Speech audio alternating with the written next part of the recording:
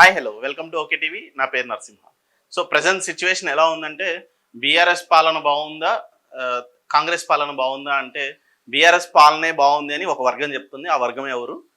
ప్రస్తుతం కాంగ్రెస్లో జరుగుతున్న సమీకరణాలు ఏంటి, కాంగ్రెస్కి అనుకూలంగా వాళ్ళు చేసుకుంటున్న పనులు ఏంటి, వ్యతిరేక వర్గాల ఏదైతే బీఆర్ఎస్ రాజకీయమే బాగుంది అని చెప్తున్నారో ఆ రాజకీయం ఏంటి అనేది ఒకసారి చూద్దాం. సో బీఆర్ఎస్ ప్రభుత్వం ఎప్పుడైతే 2023 వరకు గవర్నమెంట్ ఇది చేసిందో, తర్వాత 2023 బిఫోర్ బీఆర్ఎస్ గవర్నమెంట్కి సంబంధించి ప్రాజెక్ట్స్ అండ్ అది ఇరిగేషన్ అవ్వచ్చు, ఆర్ఎండ్బి రోడ్స్ అండ్ బిల్డింగ్స్ అవ్వచ్చు, పంచాయతీరాజ్ అవ్వచ్చు, ప్రాజెక్ట్స్కి సంబంధించి కంప్లీట్గా కాంట్రాక్టర్స్కి దగ్గర 40,000 కోట్ల రూపాయల పెండింగ్ బకాయిలు ఉన్నాయి, పెండింగ్ బిల్స్ ఉన్నాయి. అది కాకుండా దగ్గర ఇంకొక 10,000 కోట్ల రూపాయలు అదనంగా వేరే డిపార్ట్మెంట్స్కి కూడా పెండింగ్ బిల్స్ ఉన్నాయి. దగ్గర అదొక 10,000 కోట్లు.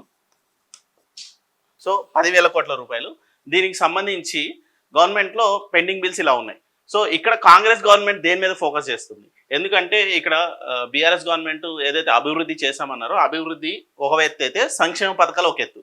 ఇక్కడ ఓన్లీ సంక్షేమం మీదే కాన్సన్ట్రేట్ చేస్తుంది కాంగ్రెస్ పార్టీ. సంక్షేమం అంటే 6 పథకాలు. నెక్స్ట్ రేపొద్దున్న ఒక 2 లక్షల రుణమాఫీ, 2 లక్షల రూపాయలు రుణమాఫీ. కంప్లీట్గా ఇదే పని మీద కాంగ్రెస్ గవర్నమెంట్ ఫోకస్ చేస్తుంది. సో ఈ సంక్షేమ పథకాలతో సరిపెట్టుకుంటుందా, లేదంటే ప్రాజెక్టుల మీద, లేదంటే డెవలప్మెంట్ మీద, స్టేట్ డెవలప్మెంట్ మీద, లేదంటే ఇరిగేషన్స్, రోడ్స్, బిల్డింగ్స్, పంచాయతీరాజ్కి సంబంధించినవి, లేదంటే హెల్త్ డిపార్ట్మెంట్కి సంబంధించి, లేదంటే ఎక్సైజ్ డిపార్ట్మెంట్కి సంబంధించి, లేదంటే ఉన్న 11 మినిస్ట్రీకి సంబంధించిన ప్రతి ఏ డిపార్ట్మెంట్కి కూడా ఫండ్స్ ఇవ్వని పరిస్థితి, వాళ్ళకి పెండింగ్ బిల్స్ చేయలేని పరిస్థితి. సో ఈ పరిస్థితుల్లో ఇక్కడ గవర్నమెంట్ మొత్తం ఒకలా ఉంటే, ఇక్కడ ఇంకో విషయానికి వస్తే ఇక్కడ మినిస్టర్స్ కాంగ్రెస్ బీఆర్ఎస్, సో వీళ్ళు కంప్లీట్గా మర్జ్ అయిపోతున్నారు. కాంగ్రెస్కి సంబంధించి ఇక్కడ పొంగులేటి శ్రీనివాస్ దగ్గర నుంచి మొదలు పెడితే, రెవెన్యూ మినిస్టర్ దగ్గర నుంచి మొదలు పెడితే ఇక్కడ ఇసుక దందా స్టార్ట్ చేశారు. శాండ్ దగ్గర శేఖర్ రెడ్డి పేరుతో పొంగులేటి శ్రీనివాస్ ఆల్రెడీ ఇసుక దందా చేస్తున్నారు. సో నెక్స్ట్ రెవెన్యూ డిపార్ట్మెంట్కి సంబంధించి ల్యాండ్ ఇష్యూస్లో అందరూ మునిగి ఉన్నారు.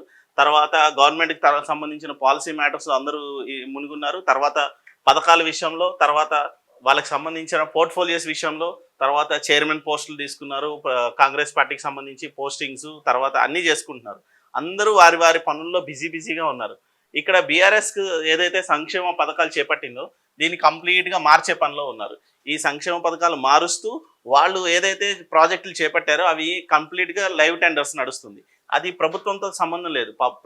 ఏదైతే పార్టీ స్టాండ్ ఏదైతే ఇది తీసుకుందో పథకాల విషయంలో, ఆ పథకాలకు సంబంధించిన పార్టీ స్టాండ్, అది 6 పథకాలు కావచ్చు, సంక్షేమ పథకాలు ఏవైనా సరే, అది పార్టీకి సంబంధించిన మేనిఫెస్టోకి సంబంధించిన మ్యాటర్ అది. సో ఇక్కడ గవర్నమెంట్ పాలసీస్ కొన్ని ఉంటాయి. గవర్నమెంట్లో ఈ రోడ్లు వేయాలి, ఈ ప్రాజెక్టులు కట్టాలి, ఈ సంక్షేమ పథకాలు ఇవ్వాలి, లేదంటే నీరు, విద్య, తిండి, బట్ట, గూడు, ఇలాంటి సంక్షేమ పథకాలు ఉంటాయి. ఈ సంక్షేమ పథకాలకి సంబంధించి ఏ బిల్స్ క్లియర్ చేయలేని పరిస్థితి. సో ఇదే క్రమంలో కాంట్రాక్టర్స్ అందరూ గోలగోలు చేస్తున్నారు. 40,000 కోట్ల రూపాయల బిల్స్ క్లియర్ అవ్వాలి. సో ఫినాన్స్ డిపార్ట్మెంట్లో డబ్బులు లేవంటున్నారు. సేమ్ టైము ఆ సంబంధిత మినిస్ట్రీల దగ్గరికి వెళ్తే మినిస్టర్స్ కూడా మా దగ్గర డబ్బులు లేవని చెప్తున్నారు. సో ఇదే పరిస్థితుల్లో డైల్యూట్ అయిపోతుంది సిచ్యువేషన్ అంతా. ఎలా అయిపోయిందంటే మినిస్టర్లకు విలువ లేకుండా పోయింది. ఎందుకంటే వాళ్ళ స్వలాభం కోసం వాళ్ళ రాజకీయ ఎత్తుగళ్ళు, వాళ్ళకి సంబంధించిన భూదందాలు, లేదంటే వాళ్ళకి సంబంధించిన పైరవీలు చేసుకోవడంలోనే పని సరిపోతుంది.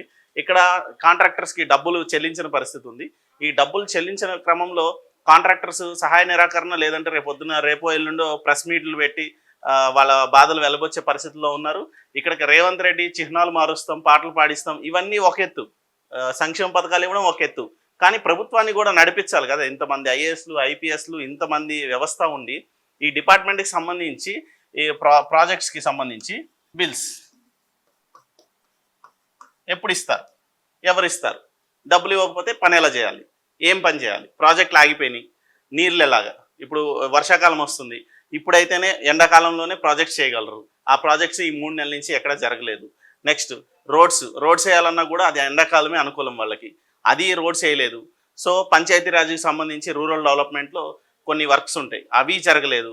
సో హెల్త్ డిపార్ట్మెంట్కి సంబంధించి ఎక్విప్మెంట్ వచ్చేది వర్షాకాలము, కొంచెం వైరల్ ఫీవర్స్ లేదంటే రకరకాల ఇన్ఫెక్షన్స్ రకరకాల వ్యాధులతో మళ్ళీ హాస్పిటలైజ్ అవుతారు. అది సిటీకి సంబంధించి డ్రైనేజెస్ వ్యవస్థలు, జిహెచ్ఎంసీకి సంబంధించి డ్రైనేజ్ వ్యవస్థ, లేదంటే రోడ్ల వ్యవస్థ, లేదంటే ఫ్లైఓవర్స్, లేదంటే బ్రిడ్జెస్, వీటికి సంబంధించి వర్క్స్, ఈ కంప్లీట్ ప్రాజెక్ట్స్ అన్నీ బీఆర్ఎస్ చేపట్టిన వర్క్స్ అన్నీ కంప్లీట్గా ఆపేశారు, అంటే పొడగబెట్టేశారు వ్యవస్థని. సో ఎక్కడ ఈ ప్రాజెక్ట్స్ మీద కానీ ఈ కాన్సన్ట్రేట్ చేయని పరిస్థితి. రేవంత్ రెడ్డి కావచ్చు, లేదంటే ఫినాన్స్ మినిస్టర్ అవ్వచ్చు, లేదంటే కన్సర్న్ డిపార్ట్మెంట్ మినిస్టర్స్ వాళ్ళకి బిల్స్ చెల్లించకపోవడం వల్ల వాళ్ళు సహాయ నిరాకరణ చేస్తున్నారు. వాళ్ళు ఏ పని చెయ్యట్లేదు. ఎందుకు చెయ్యట్లేదు అంటే, మాకు ఇవ్వడానికి డబ్బులు లేవు, మీరు కంప్లీట్గా మీ పథకాలకి లేదంటే మీ దోపిడీకి, ఏదైతే తెలంగాణలో ఉన్న ఆర్థిక వనరులన్నింటినీ దోచుకోవడానికి మీరు ప్లాన్ చేసుకొని మీరు ఆ బిజీలో ఉంటే మాకు బిల్స్ క్లియర్ చేయకపోతే మేము ఎందుకు వర్క్ చేయాలనే సిచ్యువేషన్లో కాంట్రాక్టర్స్ ఉన్నారు. దగ్గర దగ్గర ఒక 1500 నుంచి 2000 మంది కాంట్రాక్టర్స్ ఉన్నారు.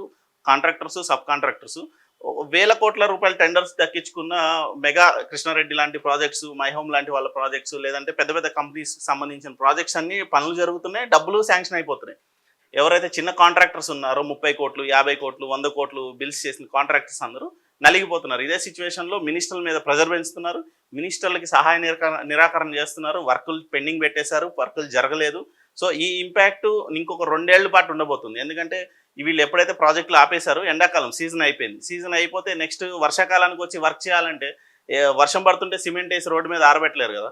సో అలాంటి సిచ్యువేషన్స్లో ఈ పనులన్నీ ఆగిపోతాయి. సో ఇక్కడ వాళ్ళ ఒపీనియన్ ఏంటంటే, కాంగ్రెస్ గవర్నమెంట్ కన్నా బీఆర్ఎస్ గవర్నమెంటే బెటర్. బీఆర్ఎస్ గవర్నమెంట్లో ఉన్నప్పుడు మాకు బిల్స్ శాంక్షన్ అయినాయి, ప్రాజెక్టులు శాంక్షన్ అయినాయి, మాకు టెండర్స్ వచ్చినాయి, మేము వర్కులు చేసాం, మాకు డబ్బులు వచ్చినాయి. ఇప్పుడున్న ప్రభుత్వం మమ్మల్ని పట్టించుకోవట్లేదు, మాకు బిల్స్ క్లియర్ చేయట్లేదు. ఇది వాళ్ళ ఒపీనియన్. సో వాళ్ళ గొడవ కూడా అదే. రేపో మాపో అందరూ ప్రెస్ మీట్ పెట్టే ఆలోచనలో ఉన్నారు. వీళ్ళు కానీ రోడ్డు ఎక్కితే కంప్లీట్ తెలంగాణ వ్యవస్థ రోడ్డు ఎక్కినట్టే. ఎందుకంటే కంప్లీట్గా సగం ఒక 70% ఆఫ్ రెవెన్యూ ఈ డిపార్ట్మెంట్స్కే వెళ్తుంది. 3 చేసుకుంటే ఒక దాంట్లో సంక్షేమం, ఒక దాంట్లో ప్రాజెక్ట్స్, ఇంకొక దాంట్లో ఎంప్లాయీస్ శాలరీస్. ఈ కంప్లీట్గా మూడిటికి వీళ్ళు ఈ రెవెన్యూ అమౌంట్ ఏదైతే ఉందో వచ్చే స్టేట్ మనం పే చేస్తున్న ట్యాక్సెస్ కావచ్చు, జిఎస్టీ, స్టేట్ జిఎస్టీ అవ్వచ్చు, లేదంటే స్టేట్ ట్యాక్సెస్ కావచ్చు, లేదంటే రెవెన్యూ డిపార్ట్మెంట్కి సంబంధించి రెవెన్యూలో కలెక్ట్ చేసే అమౌంట్స్ అవ్వచ్చు, లేదంటే మనం తినే పప్పు ఉప్పుల మీద కట్టే ట్యాక్సెస్ అన్నీ, ఒకటి శాలరీస్కి పోగా, రెండోది సంక్షేమ పథకాలకి పోగా, మూడోది ప్రాజెక్ట్స్కి ఖర్చు పెట్టాల్సిన పరిస్థితి. సో ప్రాజెక్ట్స్కి కంప్లీట్గా నిర్లక్ష్యం చేసి, శాలరీస్ అంటే ఇవ్వకపోతే ఒప్పుకోరు, సంక్షేమ పథకాలు వాళ్ళు మాట ఇచ్చారు, అది పార్టీ పరంగా ఇచ్చిన మేనిఫెస్టో, సో అది వాళ్ళు క్లియర్ చేసుకోవాలి. ఇక్కడ బలైపోయేది కాంట్రాక్టర్స్, ప్రాజెక్ట్స్కి నిరాదరణ దక్కుతుంది.